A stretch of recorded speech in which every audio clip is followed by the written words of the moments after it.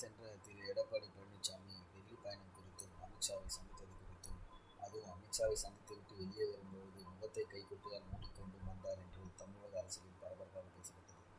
இதனால் மனம் திறக்க வேண்டிய கட்டாயத்திற்கு ஆளான எடப்பாடி பழனிசாமி தனது எக்ஸ் சமூக வலைதளத்தில் அமித்ஷாவுடன் சந்திப்பு குறித்த புகைப்படங்களை இன்று காலை வெளியிட்டார்.